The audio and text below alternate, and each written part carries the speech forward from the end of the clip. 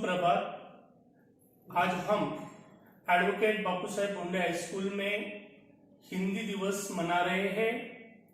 इस कार्यक्रम के उपलक्ष्य में उपस्थित पाठशाला की प्रधानाध्यापिका काचरे मैडम, इनका मैं स्वागत करता हूं। साथ ही सभी अध्यापकगण और छात्रों का भी मैं आज के समारोह में स्वागत करता हूं। मैं प्रधान अध्यापिका काचरे मैडम जी को विनती करता हूं कि आप दीप प्रज्वलन और सरस्वती पूजन कर आज के समारोह का उद्घाटन करें।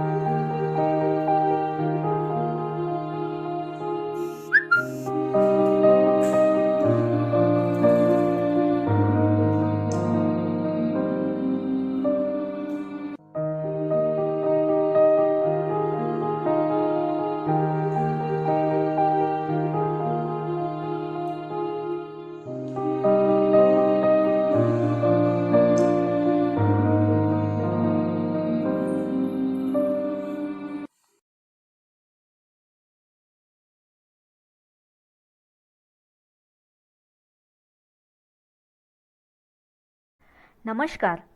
हिंदी है तो है हम, बिन हिंदी क्या है हम। हिंदी से बढ़ती देश की शान, इससे ही होगा हमारा सम्मान। हिंदी राष्ट्रभाषा दिवस की आप सभी को हार्दिक शुभकामनाएं। आज एडवोकेट बापू साहेब भोंडे विद्यालय में हिंदी भाषा समिति की ओर से हिंदी दिवस मनाया जा रहा है। इस कार्यक्रम की शुरुआत में हम देखते हैं कि हिंदी दिवस क्यों मनाया जाता है और क्या है हिंदी और हिंदी दिवस का महत्व। छात्रों, हमारा देश बहुभाषी है।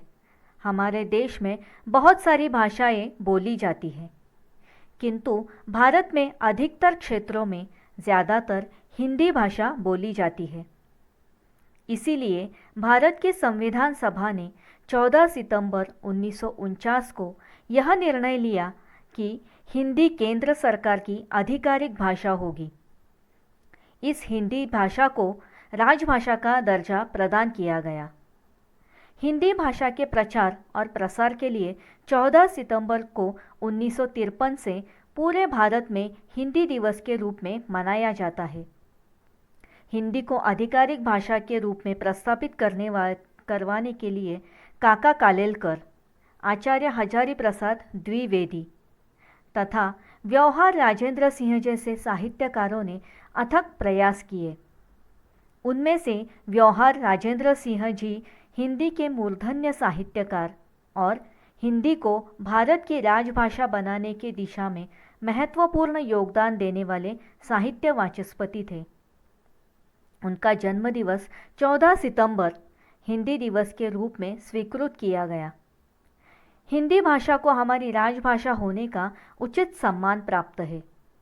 60 करोड़ से ज़्यादा लोग हिंदी भाषा का व्यवहार में इस्तेमाल करते हैं।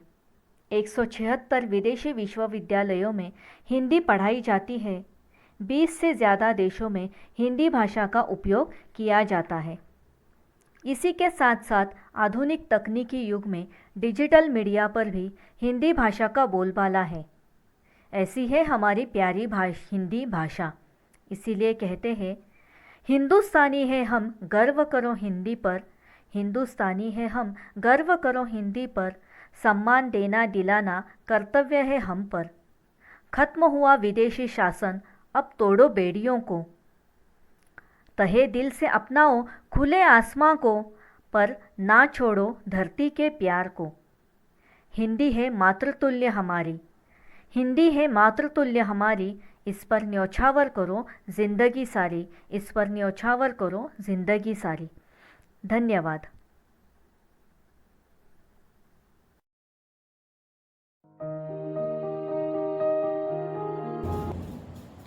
नमस्कार। सुप्रभात। हिंदी दिवस की सभी छात्रों को हार्दिक शुभकामनाएं। भारत दुनिया में सबसे विविध संस्कृतियों वाला देश है। धर्म, परंपराओं की भाषा में इसकी विविधता के साथ लोग एकता में विश्वास रखते हैं। हिंदी भारत की सबसे प्रमुख भाषा है। दुनिया में हिंदी भाषा चौथी सबसे अधिक बोलने जाने वाली भाषा है। भारत में विभिन्न भाषाएं बोली जाती हैं, लेकिन सबसे ज़्यादा हिंदी बोली जाती है, लिखी और पढ़ी जाती है। हिंदी भाषा को राष्ट्रभाषा का दर्जा प्राप्त हुआ है। आज हिंदी दिवस के उपलक्ष्य में सभी हिंदी भाषियों को मेरी ओर से हार्दिक शुभकामनाएं। हिंदी दिवस हमें याद दिलाने में महत्वपूर्ण भूमिका निभाता है और हमें बताता है कि हिंदी हमारे दुनिया की सबसे पुरानी भाषा है और प्रत्येक भारतीय को इस राष्ट्रभाषा का अभिमान है। हम जानते हैं कि हिंदी ये 14 सितंबर को मनाया जाता है। भारत ये अनेक भाषाओं वाला देश है। हमारे यहाँ विविध धर्म, विविध संस्कृति, विविध भाषाओं की परंपरा है। भारत के लोग सद्भावना, एकता और सौहार्द के साथ रहते हैं। भारत में बोली जाने वाली विभिन्न भाषाओं में से हिंदी का उपयोग सबसे अधिक किया जाता है। हिंदी दिवस पूरे भारत में बहुत उत्साह और गर्व के साथ मनाया जाता है। शिक्षण संस्थाओं से लेकर सरकारी दफ्तरों तक सभी हमारे राष्ट्रभाषा को सम्मान देते हैं। आज के आधुनिक समय में सभी लोग पश्चिमी सभ्यता से काफ़ी प्रभावित हुए हैं। हिंदी भाषा का महत्व समाप्त होता जा रहा है। हिंदी दिवस लोगों को उनकी जड़ों से जोड़ा रखता है और लोगों को उनकी मूल संस्कृति की याद दिलाता है।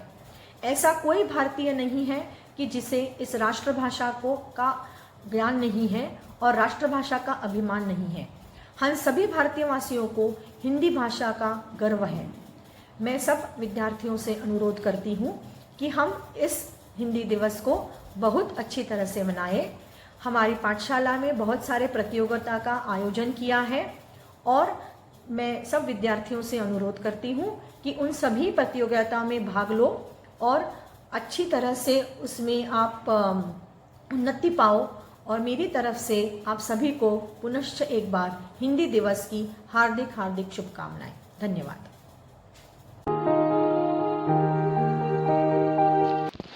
Welcome friends, my name is Seshu Kijgiri and today I am going to tell you about a short video of Hindi Divas. Hindi पहेलियाँ। खुद कभी वो कुछ न खाए लेकिन सबको खूब खिलाए, बताओ ऐसा कौन? ऑप्शन: जोकर, चम्मच, प्लेट, हाथ। जवाब है चम्मच। ऐसा शब्द जो बताए कि जिससे फूल, मिठाई और फल बन जाए, ऐसा कौन सा शब्द? कलिंगड़, जेंडू, गुलाब जामुन और क्या? जवाब है गुलाब जामुन। हरी डंडी, लाल कमान, तौबा तौबा करे हर इंसान, ऐसा क्या? ऑप्शन: गोभी, आलू, मटर और लाल मिर्च। बताओ क्या? लाल मिर्ची है जवाब है। 3 अक्षर का मेरा नाम, उल्टा सीधा एक समान। ऑप्शन: जहाज, कपाट, चाकू और हाथ। जहाज। शुक्रिया और आपको हिंदी दिवस की बहुत बहुत शुभकामनाएं। आप सबको। नमस्कार। आज हम एडवोकेट बापू साहेब बोंडे हाई स्कूल में हिंदी दिवस समारोह बड़े आनंद से मना रहे हैं। सभी अध्यापकगण और सभी विद्यार्थियों को मैं हिंदी दिवस की हार्दिक बधाई देता हूँ। हिंदी ये हमारे लिए बहुत ही महत्वपूर्ण भाषा है, क्योंकि हमारा भारत देश एक खंडप्राय देश है। यहाँ पर अलग अलग राज्य है, हर राज्य का अपना एक भौगोलिक महत्व है, साथ ही अपनी एक भाषा है, अपने संस्कार है, अपनी संस्कृति है, अपनी सभ्यता है। और हमारे हर राज्य के इस अलगपन को एक साथ जोड़ने का अगर कोई काम कर रहा है तो वो है हमारी राष्ट्रभाषा, हमारी हिंदी राष्ट्रभाषा। 14 सितंबर को आज ही के दिन हिंदी को राष्ट्रभाषा का दर्जा दिया गया और इसीलिए यह दिवस हम हिंदी दिवस के रूप में मनाते हैं। हिंदी यह इस विविधताओं को एकता में बदलने और एकता में जोड़ने का काम बहुत ही बखूबी से अनेक सालों से कर रही है। हिंदी के कारण ही हम राज्य के किसी भी कोने में जा सकते हैं और वहाँ पर हम रह सकते हैं, व्यवहार कर सकते हैं, वार्तालाप कर सकते हैं। तो कन्याकुमारी से कश्मीर तक हमें कहीं पर भी जाना है तो वहाँ पर हिंदी हमारे लिए बहुत ही मददगार साबित होती है। हमें आज हिंदी को ना सिर्फ बोलना है बल्कि हिंदी शब्द या हिंदी भाषा को शुद्ध रूप में बोलना ये आज हमारा उद्देश्य है, क्योंकि आजकल हम ये देखते हैं कि हिंदी के बोलने में हम अंग्रेजी शब्दों का ज़्यादा से ज़्यादा इस्तेमाल करते हैं, प्रयोग करते हैं, जिससे हिंदी के भाषा में मिलावट आ रही है।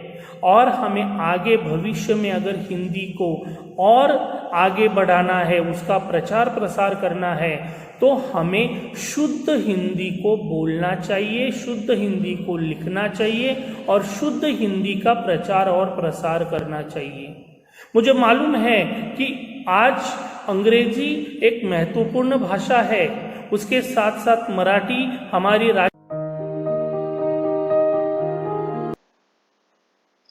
आदरणीय प्राचार्य एवं शिक्षकों, मेरा नाम पीयूषा प्रदीप मड्डे है।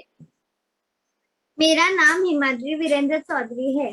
हिंदी दिवस के इस अवसर पर कक्षा 9वीं के छात्रों को ज्ञानपीठ पुरस्कार विषय दिया है। इस अवसर पर हम पीपीटी के माध्यम से हिंदी दिवस का महत्व बताना चाहेंगे।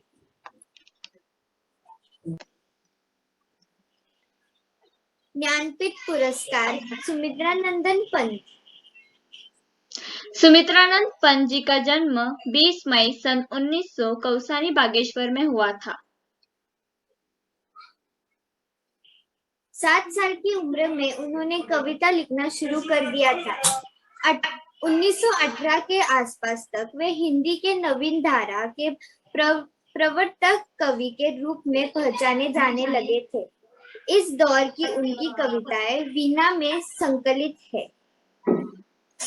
सुमित्रानंद पंत हिंदी भाषा के सबसे प्रसिद्ध 20वीं सदी के कवियों में से एक थे और अपनी कविताओं में रुमायनीत के लिए जाने जाते थे, जो प्रकृति, लोगों और भीतर की सुंदरता से प्रेरित थे। निसर्ग के उपादानों का प्रतीक व बिंब के रूप में प्रयोग उनके काव्य की विशेषता रही। उनका व्यक्तित्व भी आकर्षण का केंद्र बिंदु था। युगांत से ग्राम्य तक उनकी काव्य यात्रा प्रगतिवाद के निश्चित व प्रखर स्वरों के उद्घोषणा करती है। उनकी साहित्यिक यात्रा के 3 प्रमुख पड़ाव है। प्रथम में वे छायावादी है, दूसरे में समाजवादी आदर्श से प्रेरित प्रगतिवादी तथा तीसरी में अरविंद दर्शन से प्रभावित आध्यात्मवादी। कवि सुमित्रानंदन पंत को साहित्यिक सेवा के लिए अकादमी पद्म भूषण से सम्मानित किया गया था और वह ज्ञानपीठ पुरस्कार प्राप्त करने वाले पहले हिंदी कवि थे। यह पुरस्कार उन्हें उनकी सबसे प्रसिद्ध कविता चिदम्बरा के संग्रह के लिए दिया गया था।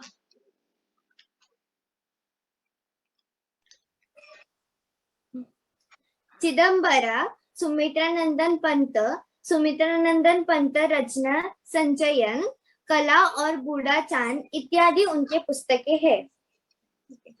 मृत्यु 28 दिसंबर 1977, प्रयागराज, उत्तर प्रदेश। उत्तराखंड में कुमायूं की पहाड़ियों पर बसे कौसानी गांव में जहां उनका बचपन बीता था, वह का उनका घर आज सुमित्रानंदन पंत साहित्यिक विथिका नामक संग्रहालय बन चुका है। इसमें उनके कपड़े, चश्मा, कलम आदि व्यक्तिगत वस्तुएं सुरक्षित रखी गई है। संग्रहालय में उनको मिले ज्ञानपीठ पुरस्कार का प्रशस्ति पत्र, हिंदी साहित्य सम्मेलन द्वारा मिला साहित्य वाचस्पति का प्रशस्ति पत्र भी मौजूद है। साथ ही उनके रचनाएं लोकायतन, आस्था आदि कविता संग्रह की पांडुलिपियां भी सुरक्षित रखी है। तो यह थी पीपीटी सुमित्रानंद पंत जी के ऊपर। धन्यवाद। सुप्रभात, मेरा नाम संस्कृति प्रकाश मापारी है। मैं 9वीं क कक्षा में पढ़ती हूँ। आज मैं हिंदी दिवस के अवसर पर केदारनाथ सिंह जी के बारे में कुछ जानकारी बताने वाली हूँ। केदारनाथ सिंह का जन्म 7 जुलाई 1934 को उत्तर प्रदेश के बलिया जिले के चाकिया गांव में हुआ था। उन्होंने काशी हिंदू विश्वविद्यालय से 1956 में हिंदी में MA और 1964 में PhD की उपाधि प्राप्त की। उनका निधन 19 मार्च 2018 को दिल्ली में उपचार के दौरान हुआ। कुछ वक्त गोरखपुर में हिंदी के प्राध्यापक रहे। उन्होंने जवाहरलाल नेहरू विश्वविद्यालय में भारतीय भाषा केंद्र में बतौर आचार्य और अध्यक्ष का काम किया था। केदारनाथ सिंह की प्रमुख काव्य कृतियाँ जमीन पक रही है, यहाँ से देखो, उत्तर कबीर, टालस्टॉय और साइकिल और बाग है। उनकी प्रमुख गद्य कृतियाँ कल्पना और छायावाद, आधुनिक हिंदी कविता में बिंबवादन और मेरे समय के शब्द हैं। 1989 में उनकी कृति अकाल में सारस को साहित्य अकादमी पुरस्कार मिला था। इसके अलावा उन्हें व्यास सम्मान, मध्य प्रदेश का मैथिली शरण गुप्त सम्मान, उत्तर प्रदेश का भारत भारती सम्मान, बिहार का दिनकर सम्मान तथा केरल का कुमार आशान सम्मान मिला था। वर्ष 2013 में उन्हें प्रतिष्ठित ज्ञानपीठ पुरस्कार से सम्मानित किया गया था। इस पुरस्कार से सम्मानित होने वाले वह हिंदी के 10वें साहित्यकार थे। अभी हमने केदारनाथ सिंह जी के बारे में जानकारी देखी थी। धन्यवाद।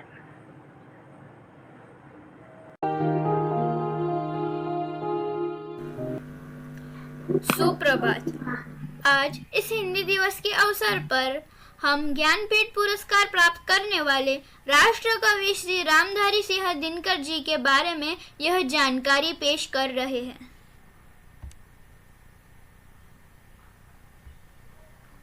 दिनकर स्वतंत्रता पूर्व एक विद्रोही कवि के रूप में स्थापित हुए और स्वतंत्रता के बाद राष्ट्र कवि के नाम से जाने गए।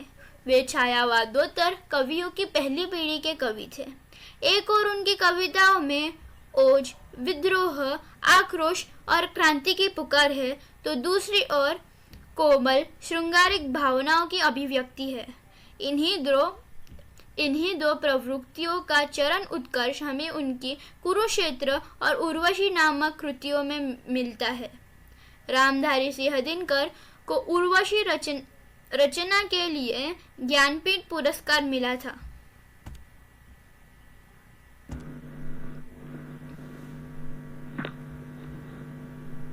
जीवनी।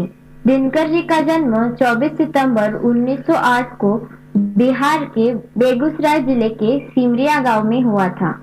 उन्होंने पटना विश्वविद्यालय से इतिहास राजनीति विज्ञान में BA किया। उन्होंने संस्कृत, बांग्ला, अंग्रेजी और उर्दू का गहन अध्ययन किया था। BA की परीक्षा उत्तीर्ण करने के बाद वे एक विद्यालय में अध्यापक हो गए। 1934 से 1947 तक बिहार सरकार की सेवा में सब रजिस्टर और प्रचार विभाग के उपनिदेशक पदों पर कार्य किया। 1950 से 1952 तक मुजफ्फरपुर कॉलेज में हिंदी के विभागाध्यक्ष रहे। भागलपुर विश्वविद्यालय के उपकुलपति के पद पर कार्य किया और उसके बाद भारत सरकार के हिंदी सलाहकार बने।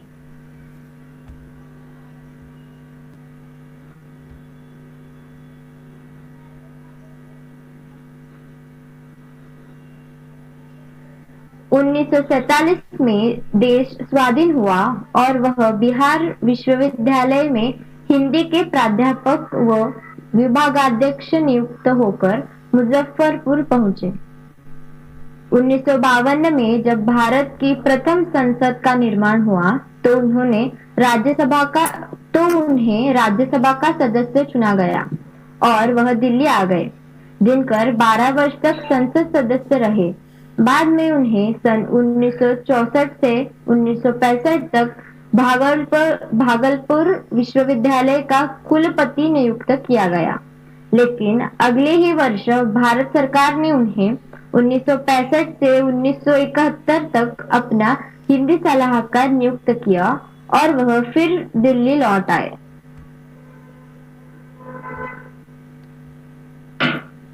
रामधारी सिंह दिनकर स्वभाव से सौम्य और मृदुभाषी थे, लेकिन जब बात देश के हित अहित की आती थी तो वह बेबाक टिप्पणी करने से कतराते नहीं थे।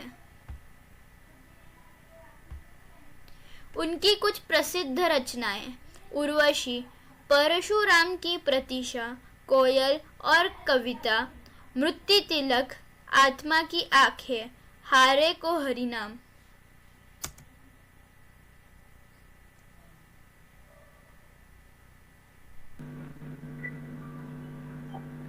यह रामधारी सिंह दिनकर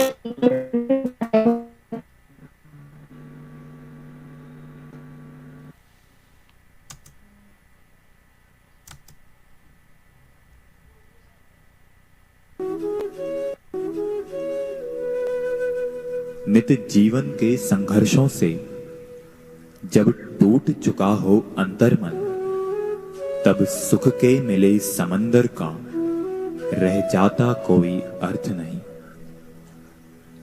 जब फसल सूख कर जल के बिन तिनका बन गिर जाए, फिर होने वाली वर्षा का रह जाता कोई अर्थ नहीं।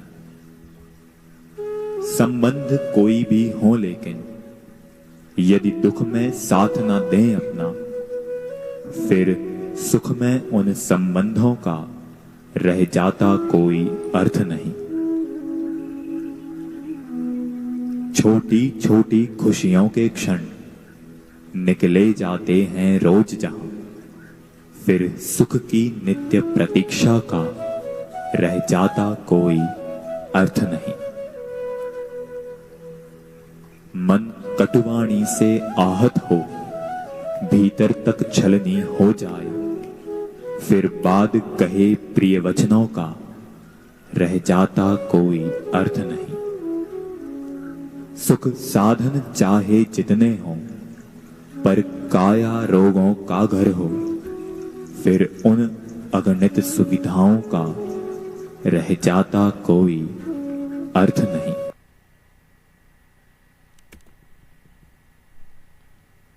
दिनकर जी के हस्ताक्षर।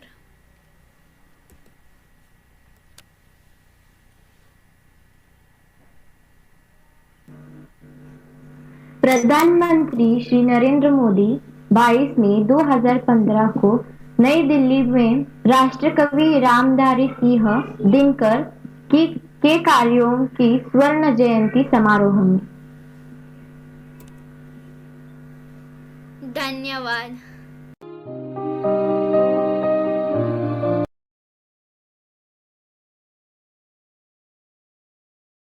सुप्रभात। आज इस हिंदी दिवस के अवसर पर आप सभी का स्वागत है। हमारी यह खूबसूरत भाषा हिंदी के सम्मान में प्रस्तुत है यह कविता। इसे यह देश बना है, हिंदी से यह हिंदुस्तान। हिंदी से तुम प्यार करो तो बढ़ जाएगी इसकी शान। हिंदी भाषा सबसे न्यारी, हिंदी भाषा सबसे प्यारी। सहली बहुत उपेक्षा इसने, अब ना हो इसका अपमान। हिंदी से यह देश बना है, हिंदी से यह हिंदुस्तान। आजाद हुए थे इसके बल पे, शान मिली थी इसके बल पे। बहुत हो गया बहुत सुन लिया, अब ना हो इसका अपमान। हिंदी से यह देश बना है, हिंदी से यह हिंदुस्तान। धन्यवाद।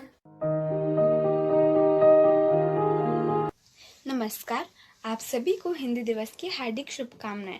मेरा नाम श्रुतिका संजय माड़ी, मैं कक्षा 10वीं में पढ़ती हूँ।